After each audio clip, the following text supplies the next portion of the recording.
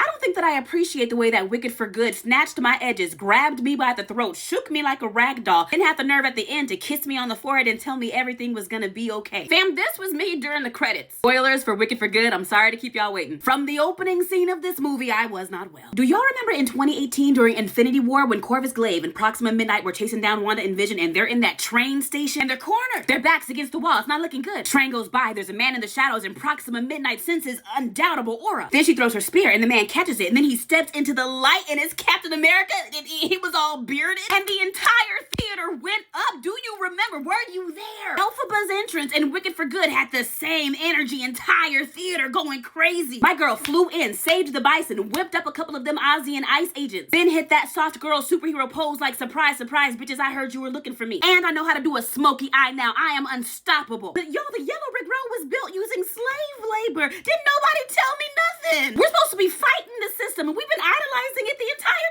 time. For decades, we've been singing that propaganda song about follow the Yellow Brick Road to what? Oppression? Now y'all know that I have no chill whatsoever, generally speaking. But during As Long As You're Mine, specifically, as soon as she put on that sex cardigan and that cute little lingerie set, which by the way, what animal did she commission to make that? They did excellent work. She was showing a little green shoulder, little emerald thigh meat.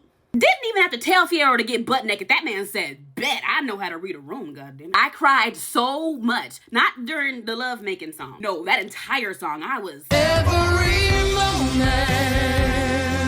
as long as you're mine. I cried because this movie is beautiful. I cried because this movie is sad. Not depressing sad like Tinkerbell and the Never Beast, but like I'm feeling, like my feelings so deeply. I had to figure out after the movie why No Good Deed hit so hard or why No Place Like Home just... I don't know how to explain it. But I think that almost any marginalized person in America gets it. I was terrified during Bach's transformation into the Tin Man. And initially I was with y'all. I was, boo, Nessa Rose, you pissing me off. How you gonna do all this and then lie on your sister's name? But then I was like, no, wait a minute, because if my ex was screaming in my face with an axe in his hand, I would lie on anybody's name. That man had a weapon. What did you want her to do? Now going and chasing after him into inclement weather? Baby, no. Into a tornado? I won't go after my man to give him an umbrella in the drizzling rain, so I know I cannot relate to that at all. Ladies, don't ever chase a man that's walked out on you, but I digress. Now, I was confused during March of the Witch Hunters because Cowardly Lion, what do you mean? No, because I was rooting for you and now Simba, you done pissed me off. Elphaba wasn't even the one that removed him from the cage or set him free in the forest. Fierro pulled that trigger. All Elphaba did was put her classmates down for a nap with a little bit of drugging. Elphaba and Glinda saying I love you to each other at the end. And I know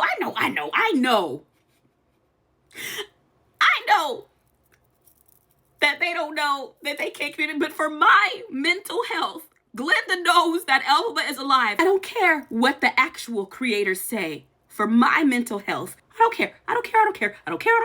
The Grimoire opening to a spell that eases pain and heartache. With the two hands, like a handprint on her heart. Stop it. Then we saw them do that iconic whisper pose from the Broadway poster. Fam, I was on the floor. I was done. Inconsolable. But Elphaba said everything was gonna be fine.